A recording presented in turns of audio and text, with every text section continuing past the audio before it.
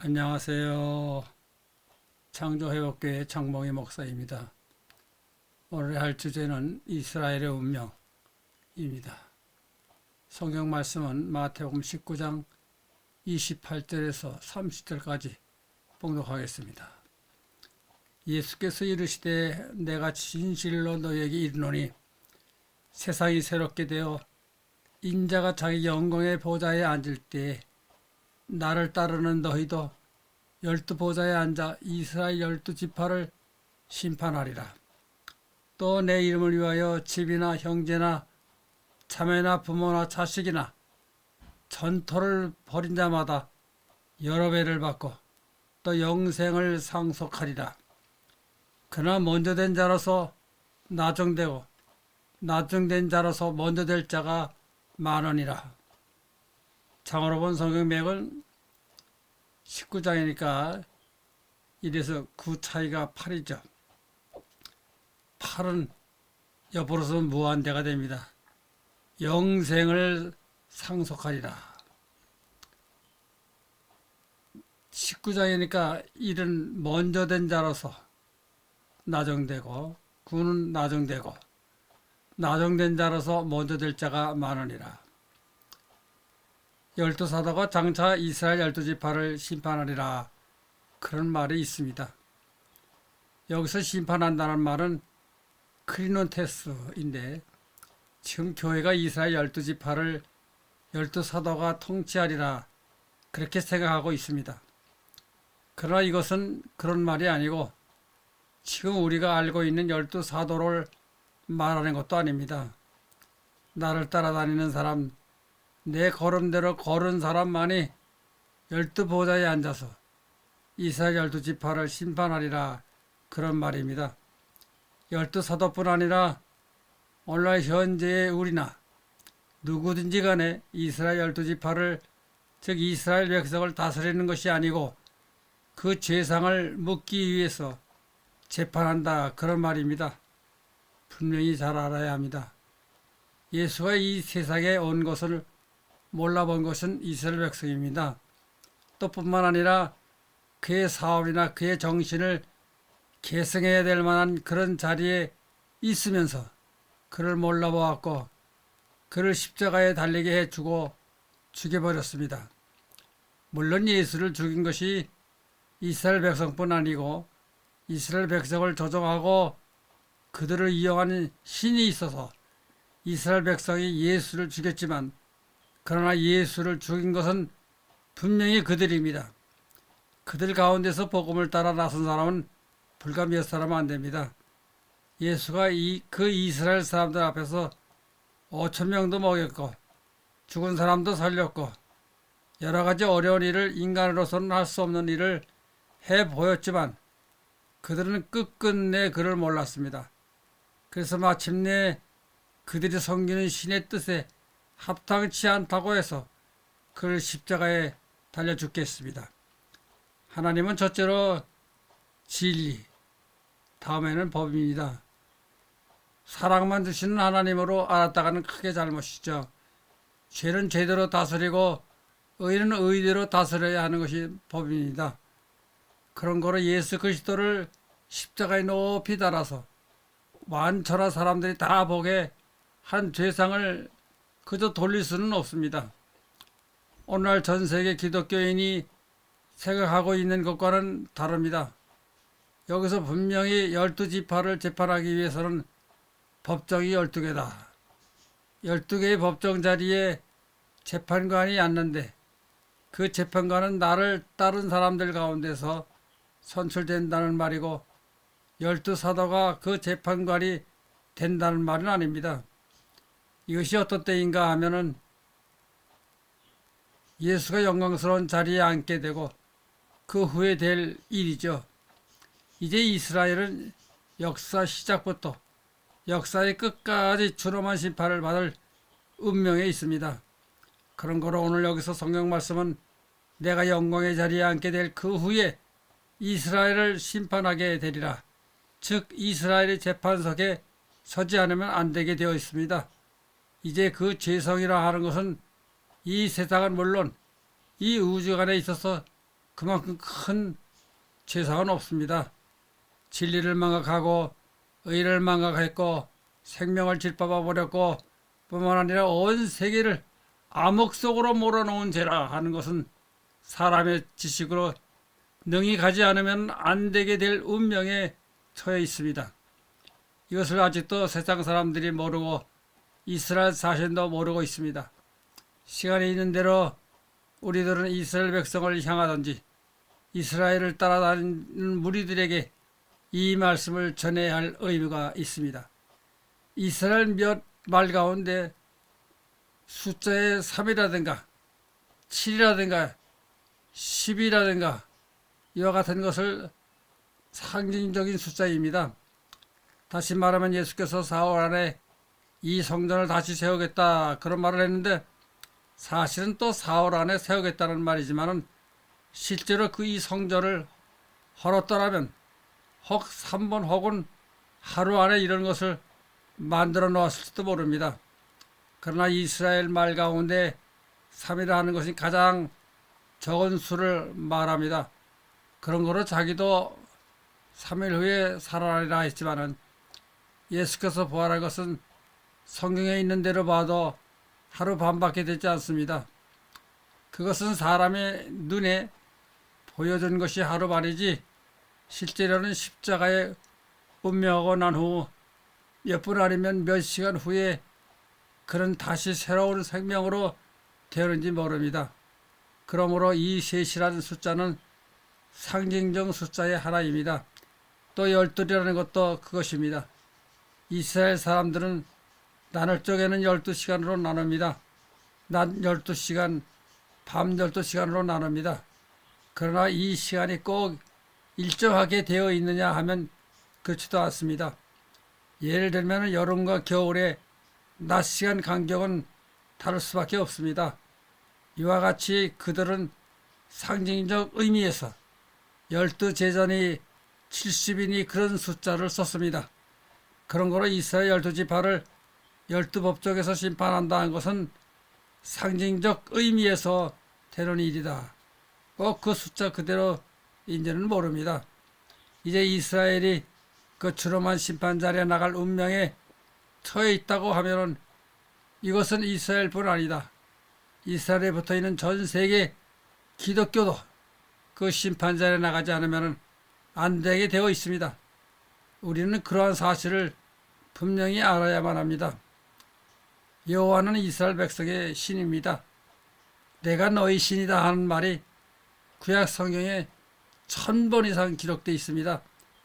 여러분 구약 성경을 펴보면 한 페이지에 거의 2번 이상 적어도 한 번은 나는 너희 신이다 라는 말이 나옵니다. 이 말은 나는 다른 백성의 신이 아니다 그 말이죠. 그런데도 기독교가 그를 하나님으로 번역해서 지금 그 신을 하나님인 줄 알고 있습니다. 심지어는 성경 가운데 나는 너희만 알고 너희 신이고 다른 백성은 모른다. 즉 다른 백성의 신은 아니다. 이와 같은 말까지 명백하게 기록되어 있는데도 말입니다.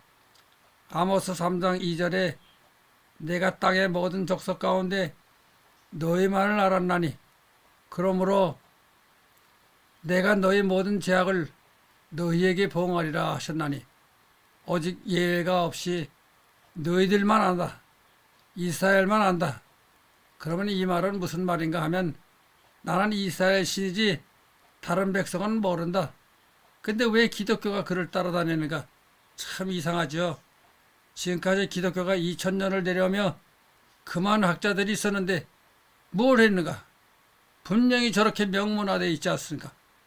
또 에스겔 37장, 요엘 3장에 보면은 에스겔 37장 26절 28절에 보면은 내가 그들과 화평의 언약을 세워서 영원한 언약이 되게 하고 또 그들을 경고하고 번성하게 하며 내 성소를 그 가운데 세워서 영원히 이르게 하지니 내 처소가 그들 가운데 있을 것이며 나는 그들의 하나님이 되며 그들은 내 백성이 되리라.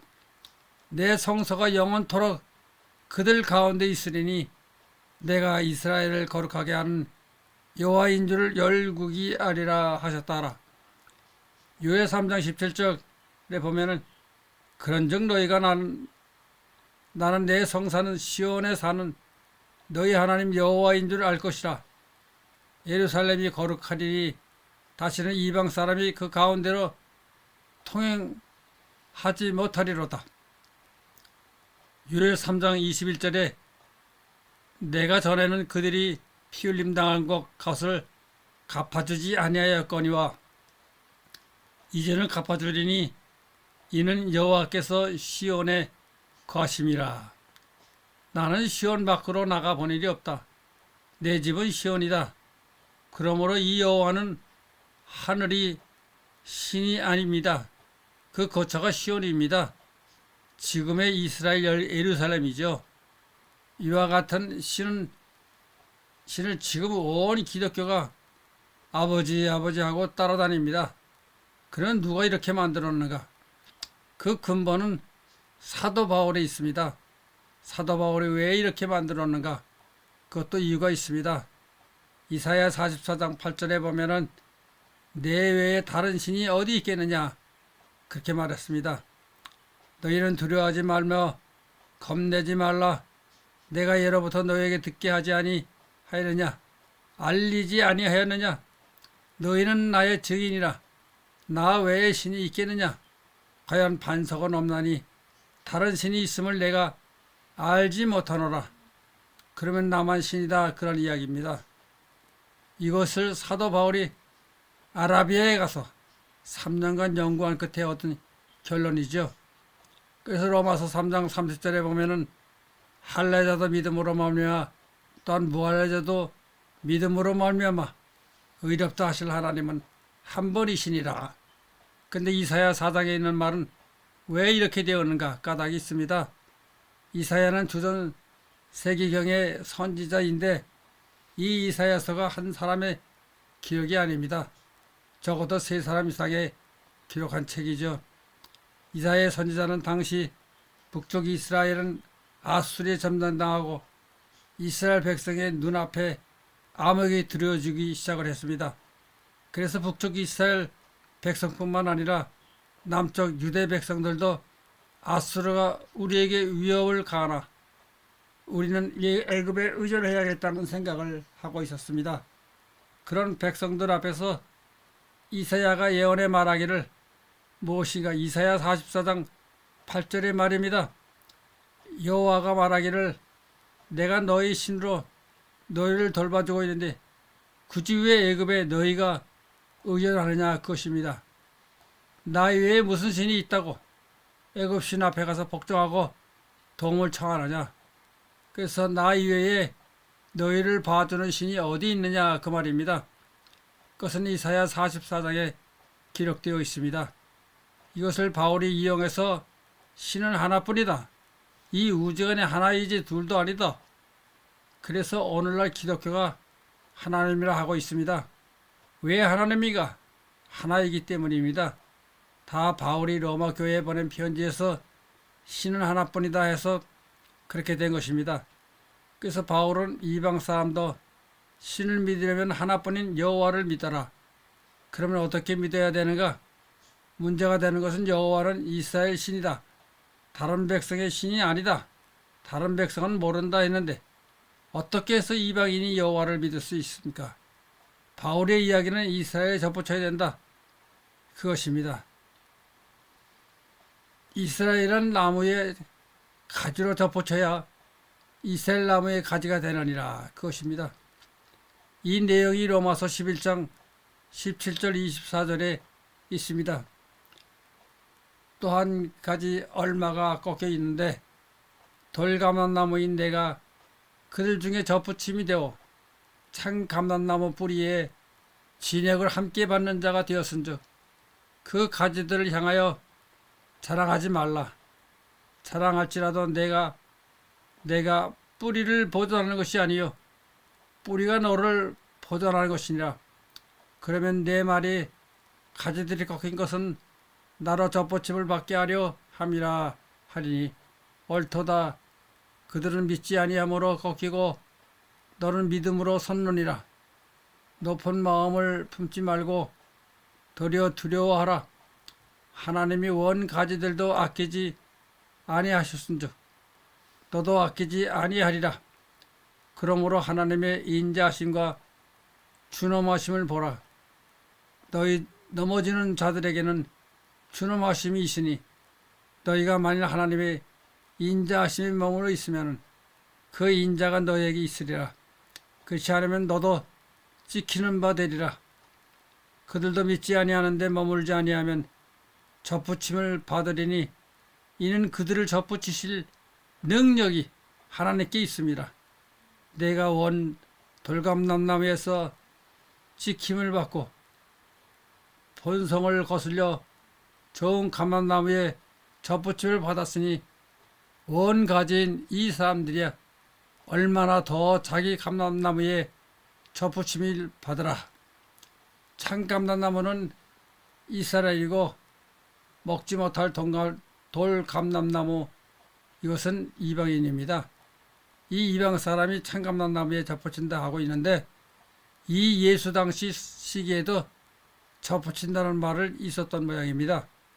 그래서 돌감람나무인 우리 이방인이나 로마 사람 참 감람나무에 접붙여야 비로소 우리도 이스라엘이 된다 것입니다.